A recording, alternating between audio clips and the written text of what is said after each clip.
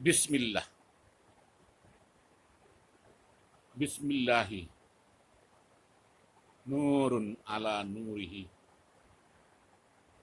Ashhadu an la ilaha illallah. Wa ashhadu anna Muhammadar Rasulullah. Allahumma hdina ila siratul mustaqim.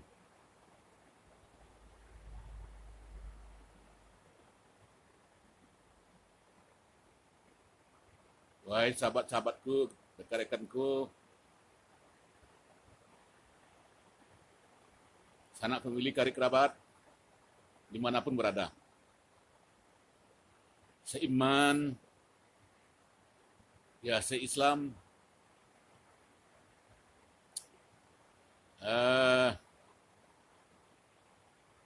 kadang-kadang kita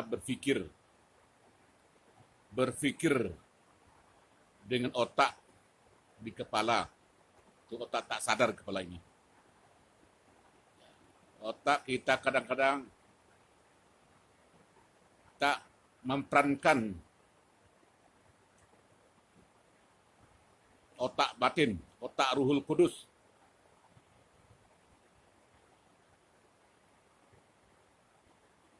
Bila kita perankan terasa. Bila kita perankan otak, kepala, otak tidak sadar,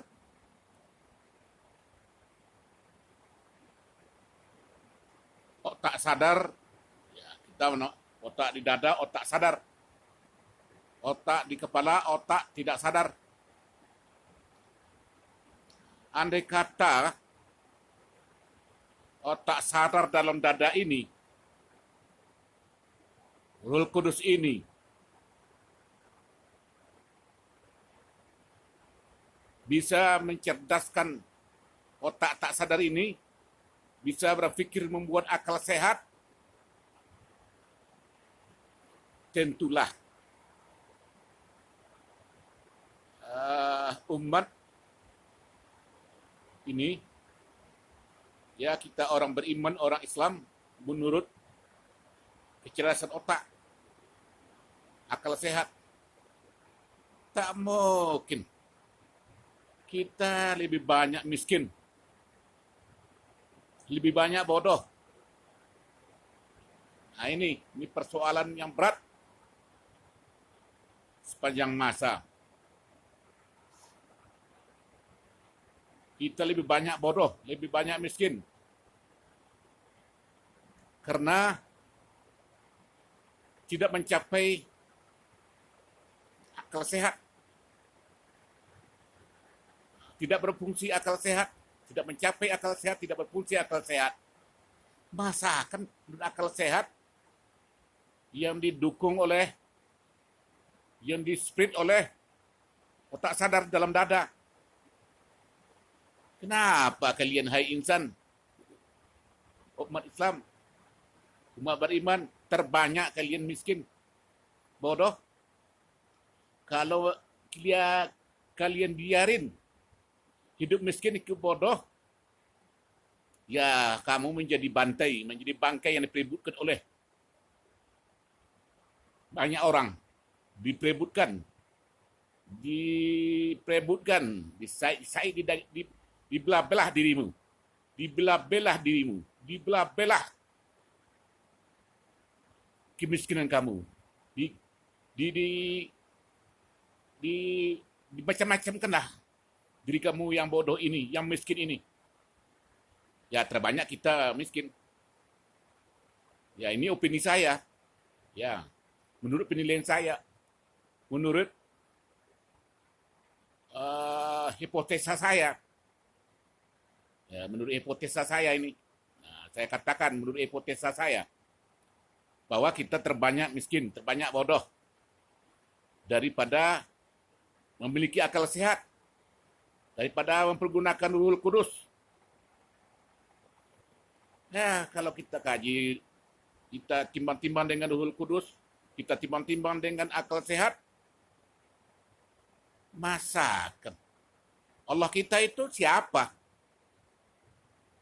Kita sanjung-sanjung setiap hari, bertasbih, berzikir, salat tahajud, ginilah, baca ini, baca itu.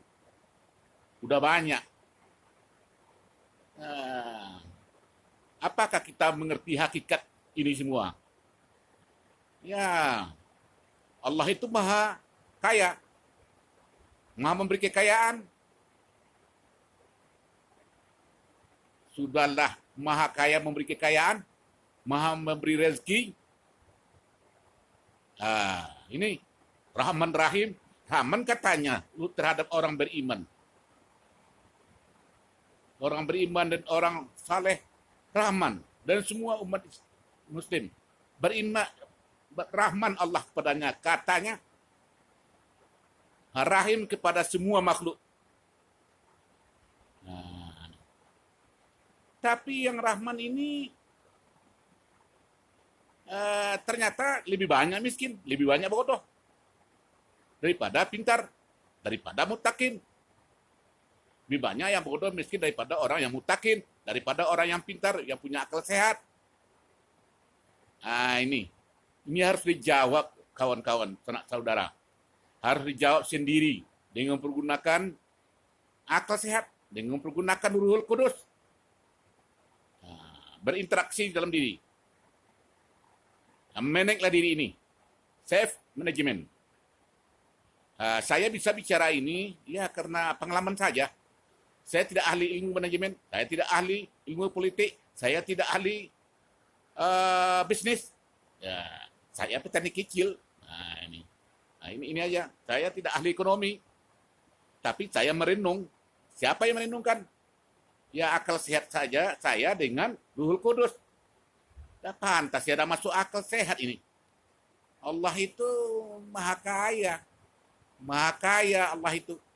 Memberi kekayaan, memberi rezeki, penyayang, wahab, pemurah, amat pemurah, sangat pemberi.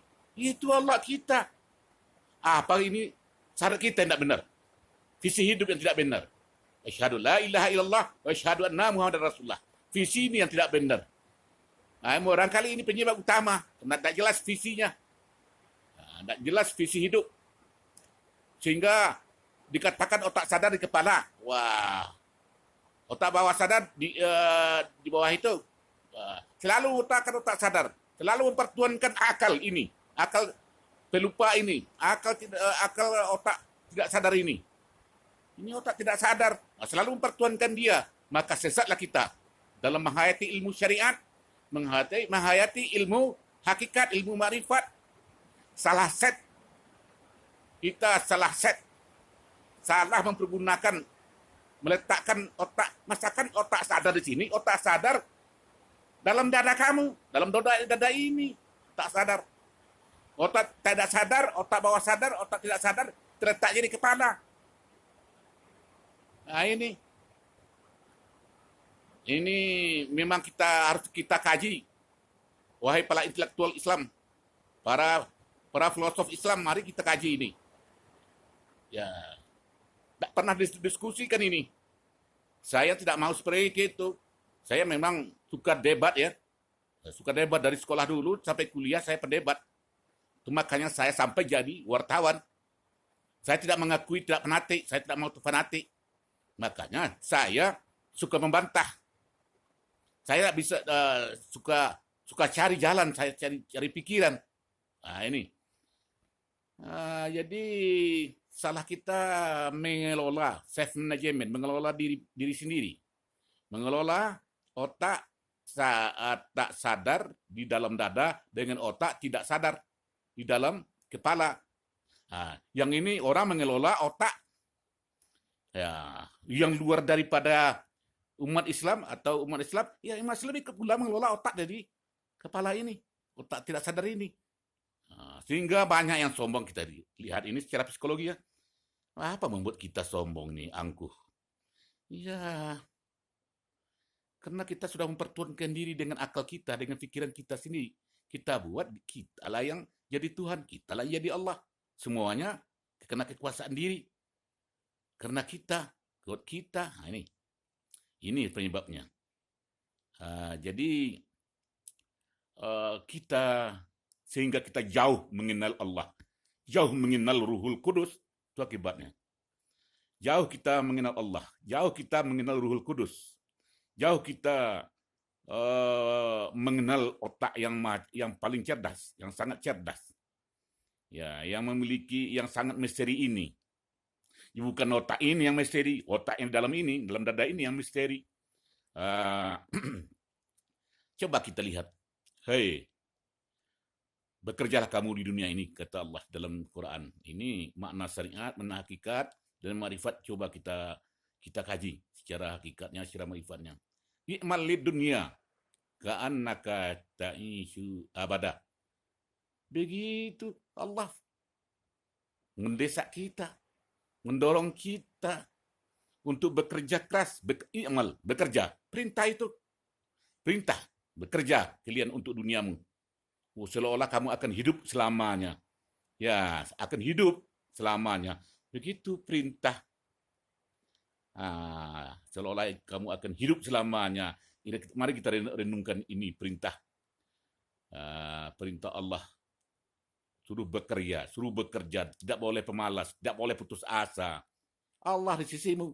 Bagaimana Allah? Ittaqullah. Di mana kamu berada? Saya ada bersamamu. Banyak, dorongan-dorongan dari Allah banyak sekali. Tapi kalau soal akhirat, kiamat, soal akhirat, anggap saja dia buat prinsip, besok pagi kau akan menghadapi kiamat, akan menghadapi mati. Ya, ibadahmu itu harus ikhlas, jelas. Harus tulus dan ikhlas, harus laksanakan. Ya, ibadah itu ikhlas. Tapi persoalan dunia, kamu harus cerdas, harus punya akal sehat. Ya, kamu harus mandiri, kamu khalifah pada dirimu.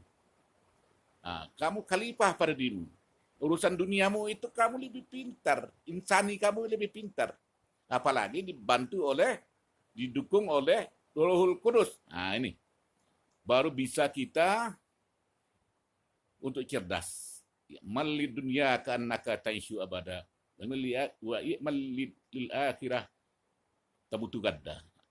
Beramallah untuk akhirat, bekerja untuk akhirat. Soalnya besok pagi akan mati. Ini kita lihat orang buka kedainya pukul 11. Ya, nanti sore jam 3 udah tutup. Bagaimana cara bekerja? Bagaimana membuat dunia ini untuk kita hidup selamanya? Bagaimana kita punya harta banyak? Bagaimana kita punya ilmu banyak? Membuang-buang waktu. Sudah salat subuh apa lagi? Jam berapa salat subuh? Jam 5. Ya, usai salat subuh minum, ya bekerja. Kamu hadapi pekerjaan dunia. Sambil memasang niat yang ikhlas berinteraksi dengan Allah. Berinteraksi dengan Ruhul Kudus. Berinteraksi dengan akal, dengan otakmu itu, otak di kepala. Ya, berinteraksi kan. Ini apakah dilakukan? Ini tidak dilakukan. Inilah kelemahan kita umat Islam. Jadi bodoh kita, jadi miskin kita. Jadi mari kita percerdaslah diri ini. Robahlah kebodohan ini, robahlah kemiskinan ini. Kita umat terbesar, terbanyak. Ya. Jadi buatlah perjanjian sejati dengan Allah. Wahai Ruhul Kudus masing-masing ini, mari berdialoglah dengan Allah, bermunajat kepada Allah, berseru Allah, panggil Allah, minta hidayah darinya. Dan buat suatu kontrak dengan Allahmu, dengan Allah kita ini. Yang Allah yang mana? Allah yang Maha Kaya, yang memberikan kekayaan, yang memberi rezeki, yang memberikan peluang, Al-Fatah, memberikan peluang duniamu. Allah memberikan peluang sebeluas-luasnya untuk duniamu. Memberi peluang sebesar-besarnya untuk akhiratmu. Keduanya diberi peluang. Jam. Kami dampingi dengan jam. Kamu bekerja dalam jam. Otak kamu itu kami dampingi dengan jam. Kami dampingi dengan waktu. Ruhul Kudus kami dampingi dengan waktu yang kami ciptakan untukmu. Kalau waktu berdialog dengan kalian, kalian banyak tidak setia dengan waktu. Tidak memanfaatkan waktu. Ini, sadarlah. Otak sadar ini, bukan bawah sadar ya, otak sadar dengan otak tidak sadar ini, Sadarlah wahai otak tidak sadar. Berinteraksilah dengan otak sadar. Buat kontrak. Kalau kalian kaya, bisa kalian berdialog dengan Allah, bisa berusaha dengan Allah berusaha. Ya ini hakikat dengan Allah. Gimana dengan Allah? Berusaha dengan Allah, minta kepada Allah, buat kontrak dengan Allah. Tapi kalau kalian berhasil kontrak kalian dengan Allah, tahukah kalian apa hak-hak Allah terhadap bisnis kalian itu? Kalian kan mempertuangkan diri kalian selama ini. Saya karena saya berusaha saya sendiri. Maka kalian tidak mau bersedekah, tidak mau berzakat, tidak mau berwakaf, tidak mau berhibah, tidak mau naik haji, tidak mau puasa, tidak mau menjalankan puasa, tidak mau menjalankan nazar. Ini kebanyakan kita ada sekitar 12-13 yang macam item-item yang kita buat perjanjian dengan Allah. Kalau saya berhasil sesuai dengan aturan-aturan syariat, saya keluarkan ya Allah. Saya akan mengeluarkan sedekah. Saya akan mengeluarkan hibah. Saya akan mengeluarkan wakaf, infak, dharma. Akan mengeluarkan zakat harta, zakat jiwa. Akan mengeluarkan nazar. Akan mengeluarkan biaya haji. Akan mengeluarkan fisabilillah. Akan mengeluarkan operasional fisabilillah. Akan menyayangi anak yatim. Akan menyayangi anak yatim begitu. Buat kontrak.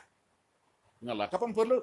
Kenapa kita sesama manusia ini bisa membuat kontrak? Kenapa dengan Allah kita umat Islam ini tidak berani membuat kontrak? Ya, karena kita ini mempertuhankan otak tidak sadar ini. Coba pertuhankan jadi raja otak bawah sadar ini yang didampingi oleh Allah. Di samping otak cerdas itu, Allah bersembunyi. Allah mengawasi. Allah mendengar. Apapun gerak-gerik Ruhul Kudus kamu itu Allah mendengar. Buatlah kontrak dengan Allah. Ya, buat kontrak. Kenapa? Dengan proyek-proyek kalian ini bisa membuat kontrak 1 tahun. Ya, 6 bulan, 2 tahun, 3 tahun, 4 tahun. Kenapa dengan Allah kalian tidak berani membuat kontrak kerja soal hidup di dunia ini, untuk bisnis di dunia ini, untuk membuat hidup di dunia seolah-olah untuk selamanya, mencari harta yang banyak yang diridai. Kita cari harta yang banyak yang diridai Allah. Baru dia menjadi rahmatan lil alamin. Baru dia menjadi rahmatan lil alamin. Tapi kalau tidak rahmatan lil alamin itu tidak kontrak. Ini tidak berani buat kontrak dengan Allah. Coba buatlah kontrak dengan Allah. Jadi jangan salah set ilmu Islam ini. Jangan salah sampai kepada masyarakat banyak. Membuat umat bertambah miskin. Membuat umat makin bodoh. Jangan begitu. Ya, Islam ini optimis. Islam ini membawa keselamatan. Membuat orang hidup lebih sejahtera, lebih bahagia, lebih aman, nyaman.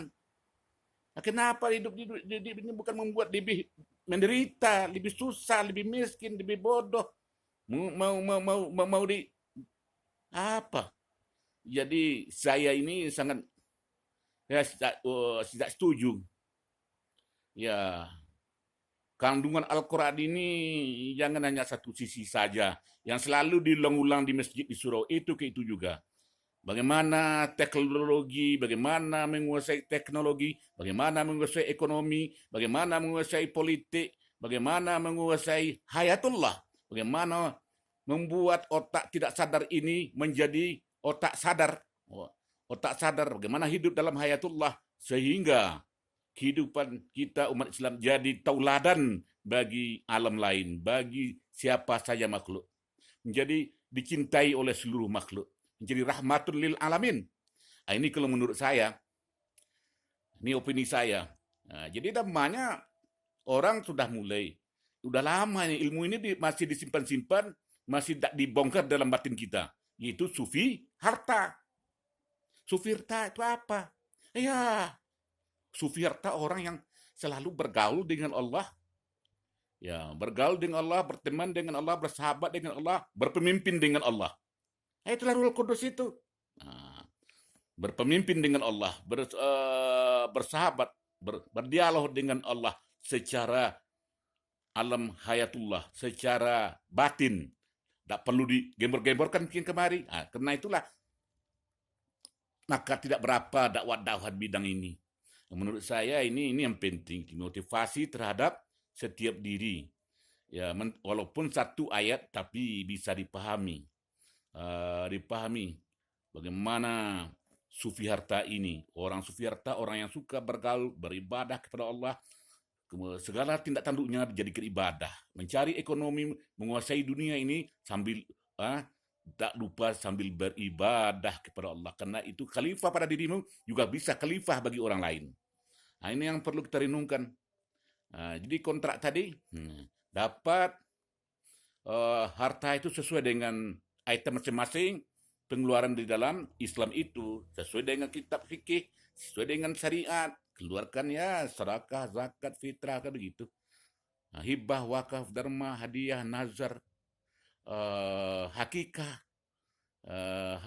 zakat, fisbillah, biaya fisbillah itu biaya. Haji lebih banyak lagi. Biaya untuk haji ya keluarkan itu Allah semua. Kalian pelaksana. Jasad ini penjelaksana. Hanya pelaksana jasad ini. Semuanya atas izin dan gerak Allah semua. Dan jisim ini sebagai pelaksana wadah. Ya, jadi otak tidak sadar itu ya karena kenapa otak sadar itu ya karena banyak tadi yang pengaruhi. Karena dipengaruhi ini. Banyak ya hawa nafsu amarah, lawamah, subuhiyah, wiyah, syaitaniah. Nah, dipengaruhi oleh setan, oleh makhluk-makhluk jahat, makhluk rohani jahat. Selalu menggoda, merayu, merintangi, merongrong, membisikkan. Dia persoalan dunia mencintai, ya.